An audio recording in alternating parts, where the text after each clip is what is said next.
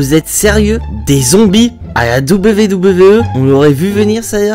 What's up et catch addict et bienvenue dans cette nouvelle vidéo, c'est Jimbo et je serai votre commentateur aujourd'hui. Et aujourd'hui, on se retrouve pour les résultats de WrestleMania Backlash, le dernier pay-per-view de la WWE qui a eu lieu cette nuit sur WWE Network, commenté en français par notre cher Christophe Ajus et Nadir Mohamedi. Mais sur ce, trêve de baba, let's go!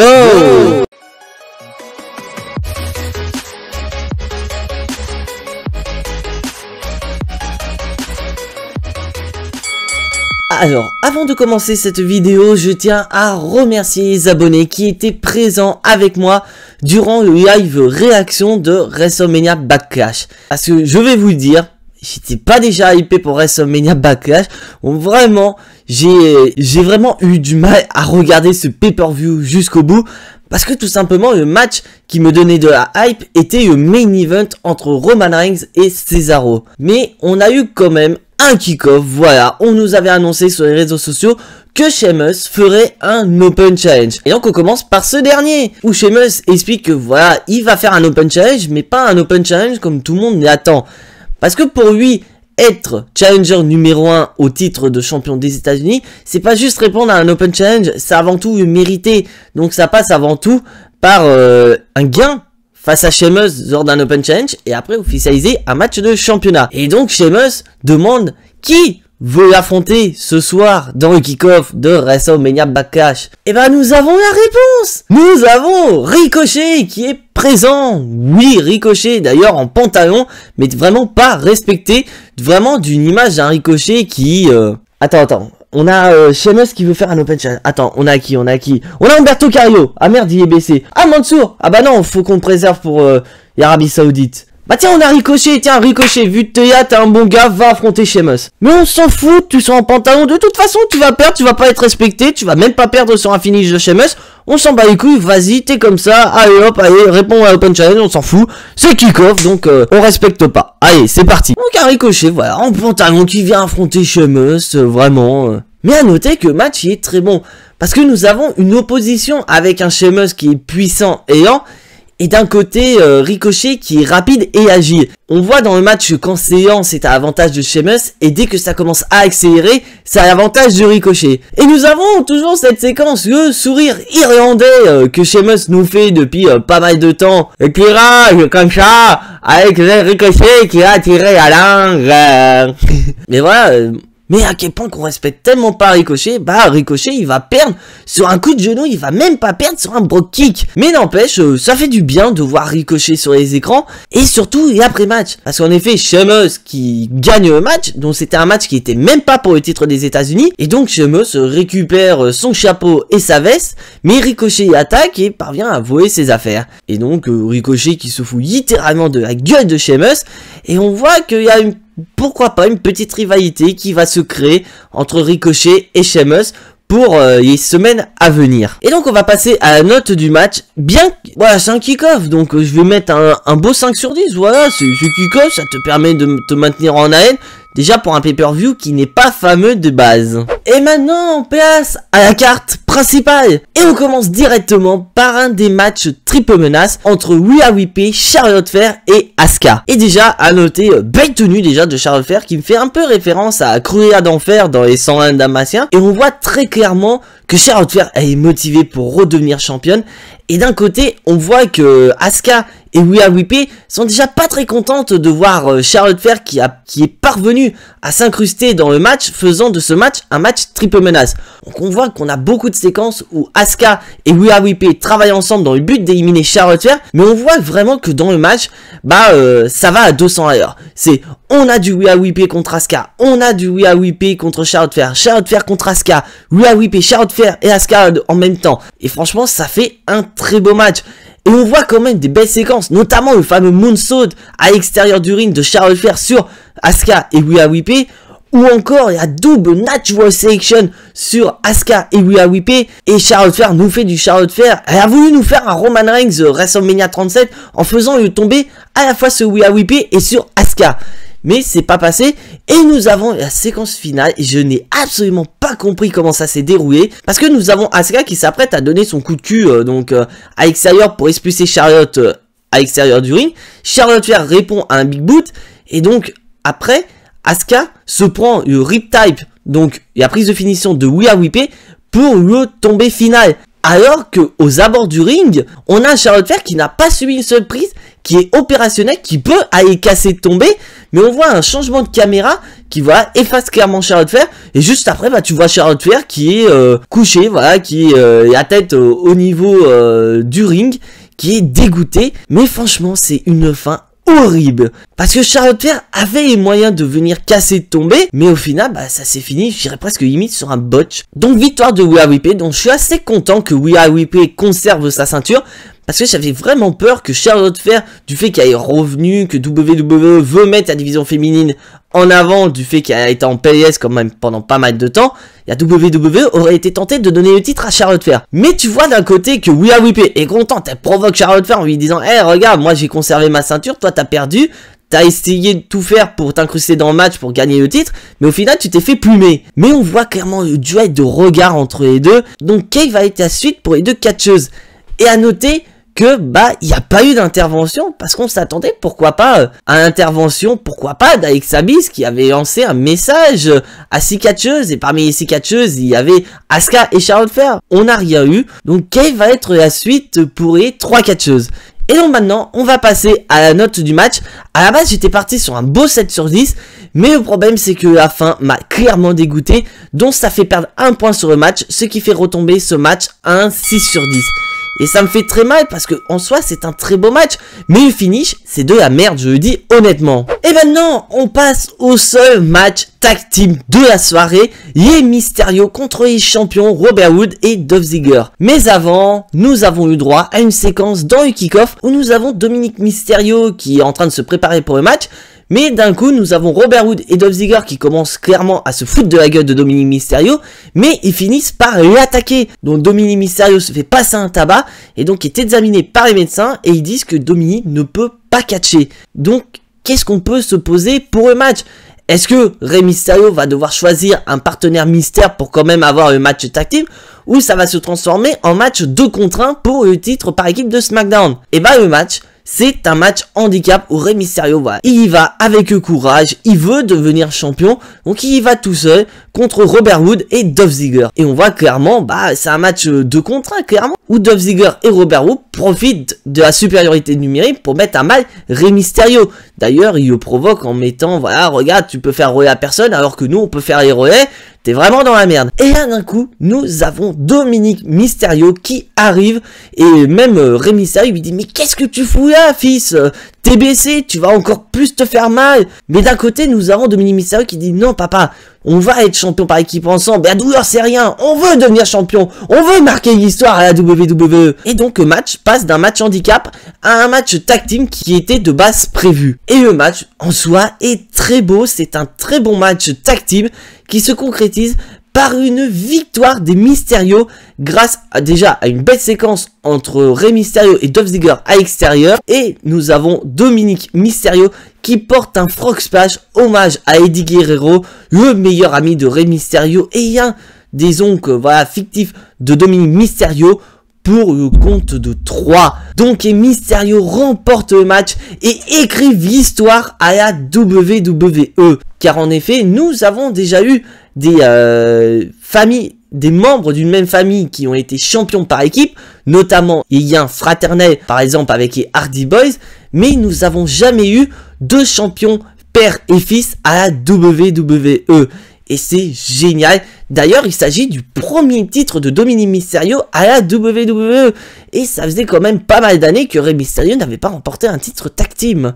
Donc c'est génial. Et j'espère sincèrement que le fait d'avoir Dominic et Rey Mysterio champions par équipe va les propulser au sommet. Et peut-être que Dominic Mysterio va profiter de faire équipe avec son père pour à gagner de l'expérience et pourquoi pas en faire un futur main eventer à la WWE. Et donc on va passer à la note du match. Franchement c'est un très beau match, même si on est passé d'une séquence où à la base c'était un match tag team, après c'est devenu un match handicap, après c'est redevenu un match tag team, ça reste quand même un très beau match.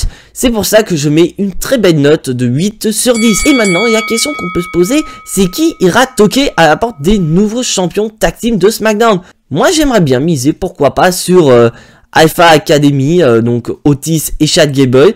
Ce serait sympa et ça donnerait du renouveau pour la division par équipe du côté de la WWE. Et on voit clairement qu'il y a du changement, voilà, avec des nouvelles équipes. On a AJ Styles et Omos du côté de Raw. Là on a les Mysterio du côté de SmackDown. Bon franchement ça fait du bien. Bon maintenant on va passer au prochain match qui fait très mal au cœur. Damien Priest contre The Miz dans un Lumberjack match. Bon déjà nous avons eu un peu plus tôt dans la soirée John Morrison qui a tenté d'amadouer donc les bûcherons pour avantager The Miz, parce que je vous rappelle que c'est un match de bûcherons, donc The Miz ne peut pas s'échapper. Donc John Morrison a tenté, voilà, d'aller voir les bûcherons pour dire, voilà, ce serait peut-être bien que The Miz remporte le match comparé à Damien Priest. Et donc John Morrison veut voir les bûcherons et il voit que ce sont des zombies. Ouais, on nous a ramené des zombies. Et donc suite à cela, John Morrison explique que voilà, il n'a pas pu amadouer les bûcherons parce que bah, le problème c'est que les bûcherons ce sont des zombies. Donc The Miz lui dit mais attends, c'est encore une connerie à 2 balles pour m'empêcher de gagner le match. T'essaies de faire quoi? T'essaies de foutre de la merde dans le match? Et après nous allons au man, nous avons donc les entrées de Damien Priest, The Miz avec John Morrison. Et là d'un coup nous avons The Miz qui est en train de dire sa stratégie à John Morrison. Et là d'un coup John Morrison il part en décomposition parce qu'on a les zombies qui commencent à arriver aux abords du ring et même au niveau de la table des commentateurs. Donc on se doute que les zombies vont devenir les bûcherons dans ce match entre Damien Priest et The Miz. Franchement j'ai trouvé ça horrible. Tout ça parce que nous avons un film avec Dave Bautista, The Army of the Days, qui est mis sur Netflix. Et donc bah WWE qu'est-ce qu'ils font? Voilà, c'est un catcheur, c'est un futur Hall of Famer qui est la star de ce film. Bah donc qu'est-ce qu'on va faire? Bah on va faire la promotion, voilà, on va ramener des zombies quoi. Mais le problème c'est que ça gâche tout le match. Parce que eux, bah les zombies font du zombie. Ils voient 2 humains, bah qu'est-ce qu'ils font? Ils essayent d'attraper le Miz et Damien Priest. Donc à chaque fois que nous avons des projections dans les cordes ou des projections dans le coin, bah on a les zombies qui attrapent les jambes des catcheurs. Donc ça gâche un petit peu tout. Parce qu'au final dans le match, bah on est plus concerné par les zombies plutôt que les catcheurs.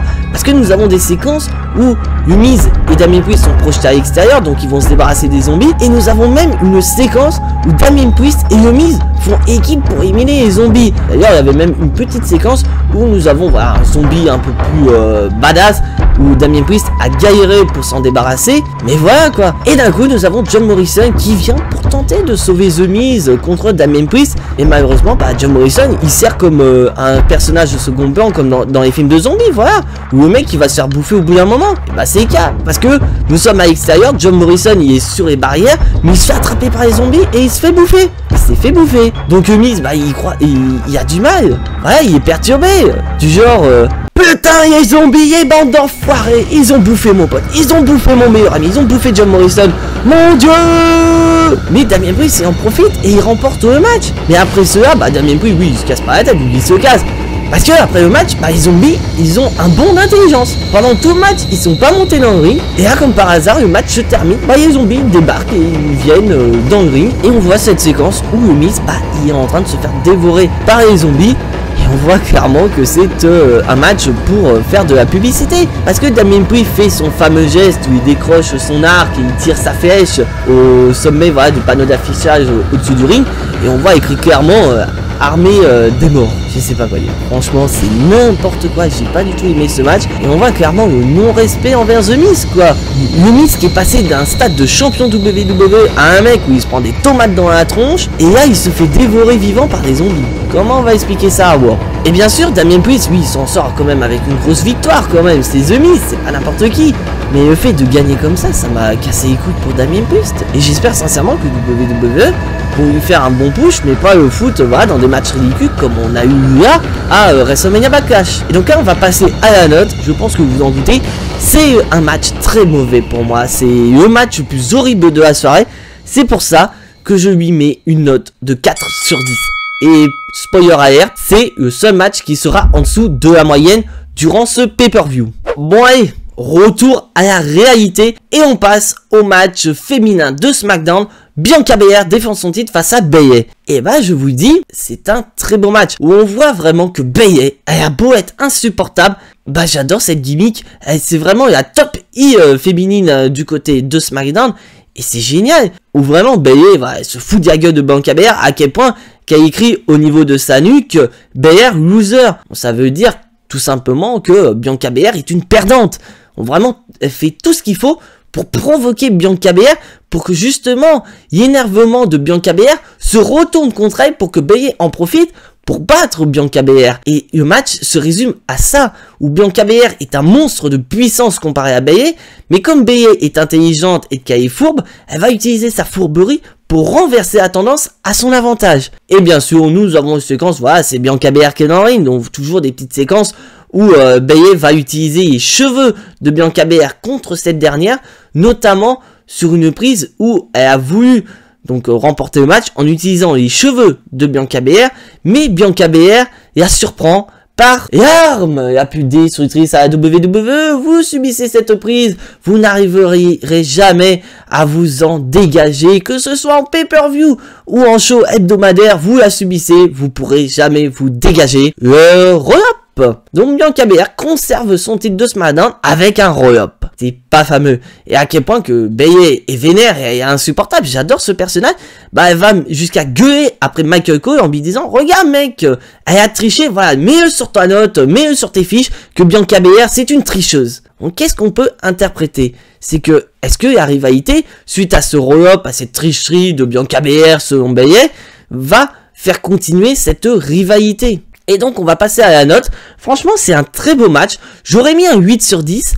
Mais le problème, c'est que remporter le match sur un roll-up, un match voilà très bien, mais gagner sur un roll-up, j'ai du mal. Donc c'est pour ça que malheureusement ça lui fait perdre un point, donc je lui mets quand même une belle note de 7 sur 10. Maintenant c'est à se demander, voilà, qui va toquer à la porte de Bianca Belair? Est-ce qu'on va avoir encore Bayley? Est-ce qu'on va avoir encore Sasha Banks? Parce qu'à noter que c'est la première défense de titre de la carrière de Bianca Belair, et elle bat ni plus ni moins que la record woman de ce titre de SmackDown. Donc Bianca Belair ressort très très fort de cette rencontre. Elle a gagné des niveaux. Donc maintenant, qui aura le niveau pour toquer à la porte de la championne? Ça, on verra ça lors du prochain épisode de SmackDown. Et maintenant, on passe à l'avant-dernier combat, match triple menace pour le titre WWE. Le tout-puissant Bobby Lashley défend contre Braun Strowman, contre Drew McIntyre. Et franchement, c'est un excellent match, où vraiment ça part dans tous les sens. Parce que c'est vrai qu'on avait peur du fait du gabarit des trois catcheurs, que ça allait être mou, que ça allait être très très lent, que ça allait être juste des tests de puissance. Et ben on a été surpris. Déjà, on voit directement dès le début du match que Drew McIntyre et Bobby Lashley ont vraiment un point commun, c'est qu'ils ne veulent pas de Braun Strowman dans le match. Ils veulent en découdre l'un contre l'autre. Donc on a quand même des petites séquences où Drew McIntyre et Bobby Lashley font équipe dans le but d'éliminer Braun Strowman.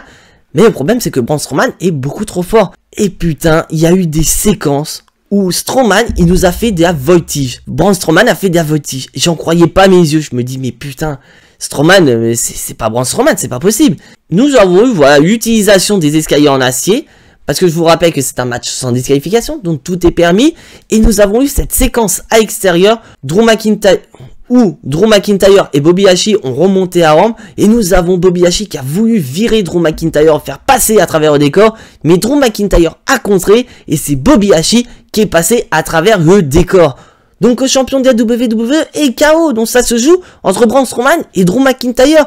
Donc on est dans le gros problème des triples menaces. Ça veut dire que Bobby Lashley peut perdre sa ceinture sans être mêlé au tombé final. Donc est-ce que la malédiction d'Elimination Chamber poursuit encore Bobby Lashley? Et là, ça se joue entre Braun Strowman et Drew McIntyre. Et c'est franchement génial. Des très belles séquences à l'extérieur. Notamment un powerbomb de Braun Strowman qui fait passer Drew McIntyre à travers la table des commentateurs américains. Et nous avons cette séquence opportuniste où Drew McIntyre porte Claymore Kick sur Braun Strowman pour remporter le match. Mais d'un coup, nous avons le champion de la WWE, Bobby Lashley, voilà, qui est revenu d'entre les morts. Il s'est injecté le virus T. Donc pour ceux qui ont compris la référence, dites-moi dans les commentaires. Il est revenu à la vie et il a été opportuniste. Il a viré Drew McIntyre et il a porté un spear sur Braun Strowman. D'ailleurs, un très beau spear pour le compte de 3. Donc vainqueur et toujours champion WWE, Bobby Lashley. Et franchement, c'était génial. C'est vraiment allé dans tous les sens. Mais après, le gros problème, c'est qu'on est toujours dans cette séquence où le champion de la WWE, bah, il se fait démolir à l'extérieur. Ça se joue entre les autres participants du match. Et là, d'un coup, champion de la WWE, il revient de nulle part et il remporte le match. Bah, c'est du Made in WWE. Nous avons déjà eu ça. Notamment, par exemple, entre Brock Lesnar, Seth Rollins et John Cena au Royal Rumble 2015.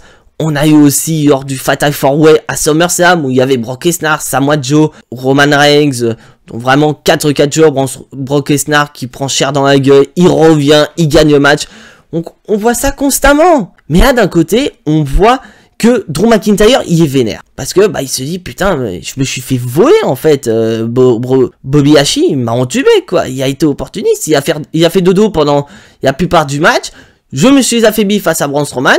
Il en a profité, je lui ai porté K-Morky sur Strowman, donc je lui ai ouvert une porte, il a saisi, il est toujours champion. Voilà l'idée du match. Donc est-ce que ce scénario va justifier encore la continuité d'une rivalité entre Bobby Lashley et Drew McIntyre? Ça, on verra durant le prochain épisode de Raw. Bon, maintenant, on va passer à la note. C'est un très beau match, mais le problème, c'est que le coup du champion qui se fait allumer la gueule et qui revient à la dernière minute pour remporter le match, j'en ai un peu ras-le-bol de voir ça à la WWE.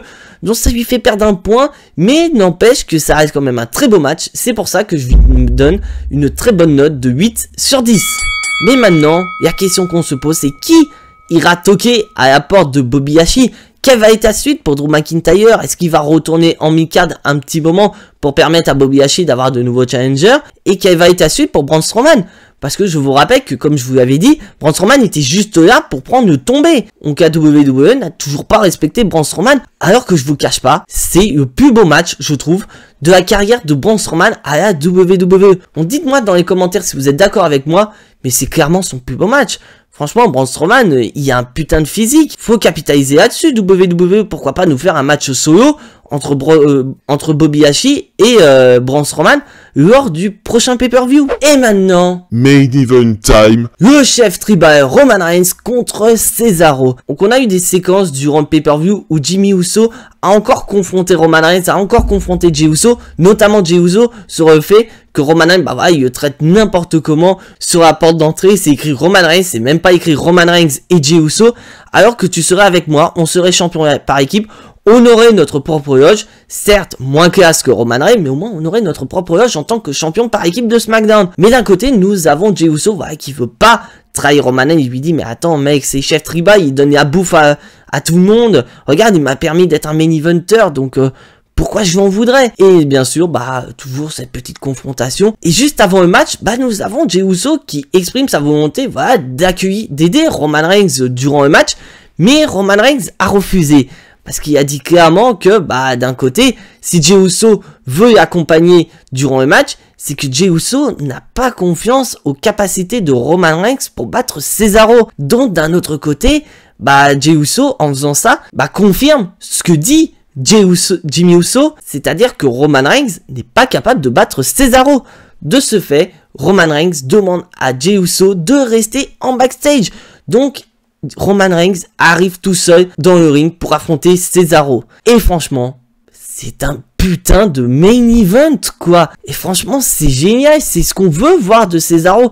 Quand tu te dis que voilà, Cesaro est un putain de catcheur, il peut faire un putain de main event comme ça, tu te dis, mais il faut que WWE capitalise sur Cesaro. Et c'est un très beau match où vraiment, Cesaro, c'est un monstre de puissance, où il rivalise avec Roman Reigns, où Roman Reigns, il a tenté plusieurs fois le coup de la guillotine, c'est pas passé, Cesaro qui répond par la puissance, où on voit que Roman Reigns, bah, il a du mal à y croire de voir que Cesaro parvient à se relever à des comptes de 1, à des comptes de 2, Roman Reigns il est paumé, il se dit mais putain mais comment je vais faire pour le battre? Tous mes coups passent pas. Et nous avons d'un côté Cesaro qui est motivé par une chose, il veut du sang. D'ailleurs, pour ceux qui ont remarqué protection de Cesaro, des dents de vampire. Et donc Cesaro, bah, il est motivé, voilà, pour être champion du monde. Il le dit, il le veut depuis des années, c'est sa première opportunité en solo. Donc il a vu cette opportunité, parce qu'il se dit, putain, si je loupe là, bah si ça se trouve, j'aurai plus jamais d'opportunité de ma vie à la WWE. Donc autant le faire. Et franchement, très beau match, très beau main event. Avec bien sûr une victoire de Roman Reigns grâce à la guillotine. Mais quand même, faut pas démériter Cesaro, c'était un très beau match, il a mérité son match. Et après ce match, nous avons Jey Uso qui arrive avec collier de chef tribal, voilà, qui montre clairement à Roman Reigns que Jey Uso a fait son choix, il a prêté allégeance à Roman Reigns. Et donc Jey Uso met le collier sur le cou, autour du cou de Roman Reigns, et regarde Roman Reigns d'un air en disant c'est bon, est-ce que je peux aller le défoncer, je peux lui péter la gueule s'il te plaît frère. Et Roman Reigns bien sûr il accepte quoi. Et donc nous avons Jey Uso qui massacre Cesaro, donc on peut penser que Jimmy Uso va intervenir, pourquoi pas. Et ben nous avons l'intervention de Seth Rollins. Seth Rollins, voilà, dans une tenue, on aurait dit qu'il s'est vidé un pot de peinture avant de venir dans le ring, clairement. Il confronte Roman Reigns, et là tu te dis peut-être que Seth Rollins est en train de nous faire un festin. Allez hop, prochaine rivalité, Seth Rollins contre Roman Reigns au prochain pay-per-view, pourquoi pas. Et ben non, parce que Seth Rollins passe Cesaro à tabac, il le massacre, carrément il va lui donner pas mal de coups, il va s'acharner sur l'épaule droite baissée de Cesaro qu'il y a eu durant le match.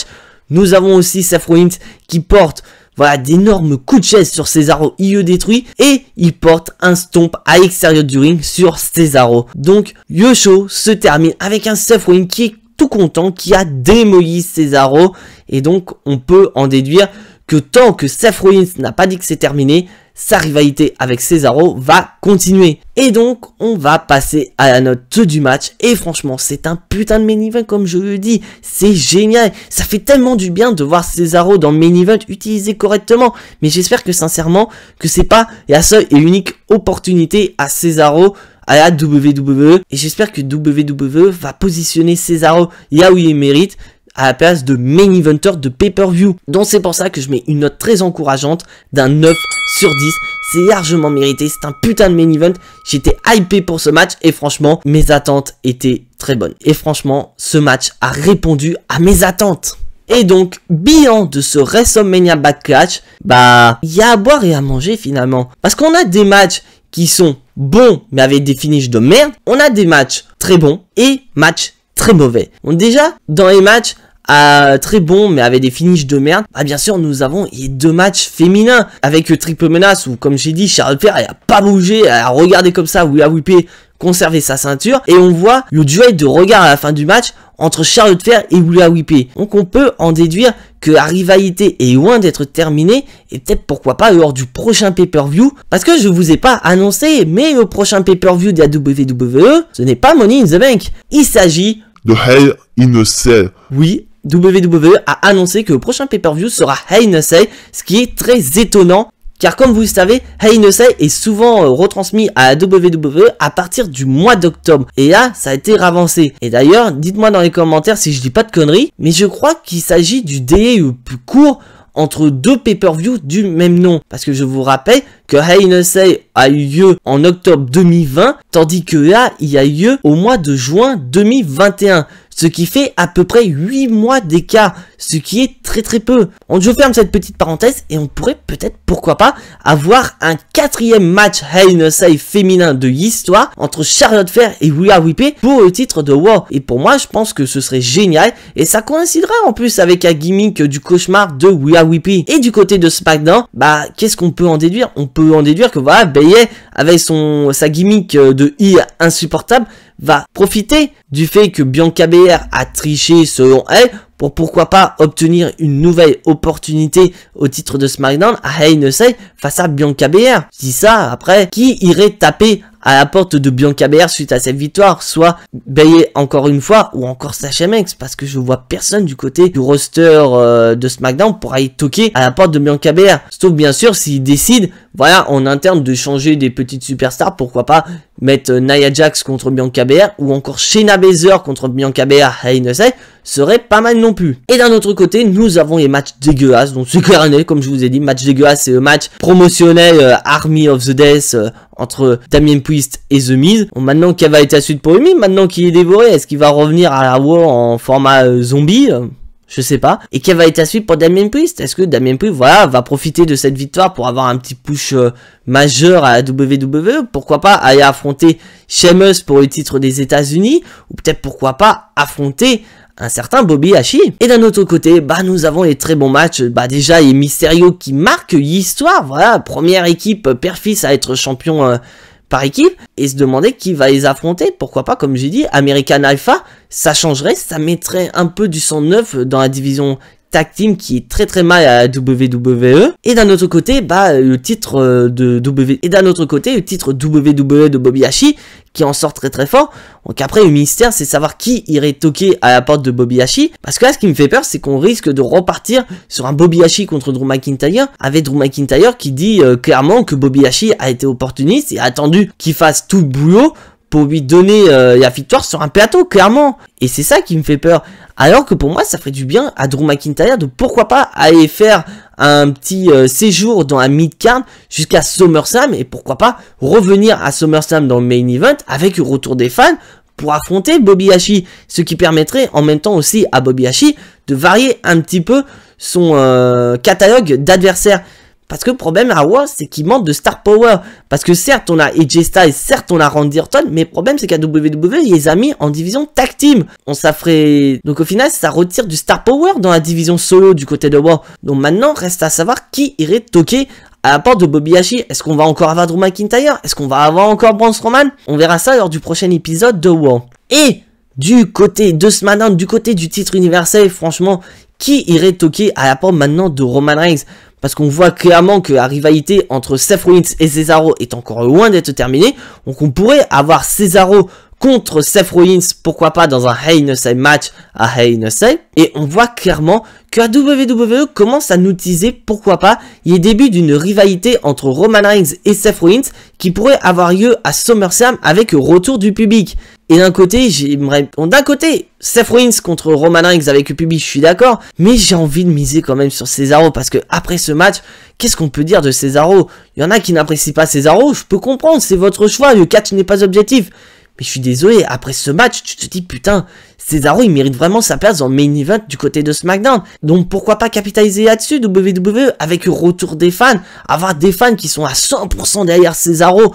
Donc pourquoi pas faire un Cesaro encore contre Roman Reigns à SummerSlam et donner cette fois-ci le titre de champion universel à Cesaro lors de SummerSlam avec des fans, ce sera tout simplement génial. Et on voit qu'on a toujours des discords entre Jimmy et Jey Uso. Donc est-ce que WWE va capitaliser là-dessus, de voir que les deux frères ne sont pas d'accord, ne sont pas du même avis, pour pourquoi pas lancer un match entre Jimmy et Jey Uso, pourquoi pas à Hell in a Cell dans la CU de l'enfer. Ne dites pas que c'est pas possible, nous avons eu déjà des guerres fratricides. Nous avons déjà eu Bret et Owen Hart ou encore Matt et Jeff Hardy. Il y a de ça plusieurs années. On sait fortement possible d'avoir Jimmy et Jey Uso qui viennent se taper sur la gueule. Et donc, on va passer à la note moyenne de ce pay-per-view. Donc, comme j'ai dit, dans ce pay-per-view, il y a à boire et à manger. Ça reste quand même un pay-per-view tout à fait correct. C'est pour ça que je lui ai mis une note moyenne de 6 sur 10. Bien sûr, je tiens à rappeler que c'est une moyenne des notes que j'ai données précédemment. Donc, ça lui donne une note de 6 sur 10. Ce qui est vraiment, voilà, une note assez correcte pour vraiment un pay-per-view auquel j'étais pas vraiment hypé. Mais j'ai quand même eu mon petit lot de surprise avec des bons matchs, bien que les rivalités étaient fades. Mais au moins les matchs ne reflètent pas la rivalité, ce qui est génial. Mais on voit clairement que WWE est capable de nous faire du bon comme du pire, clairement. Avec des rivalités très très fades, mais avec des matchs qui sont excellents.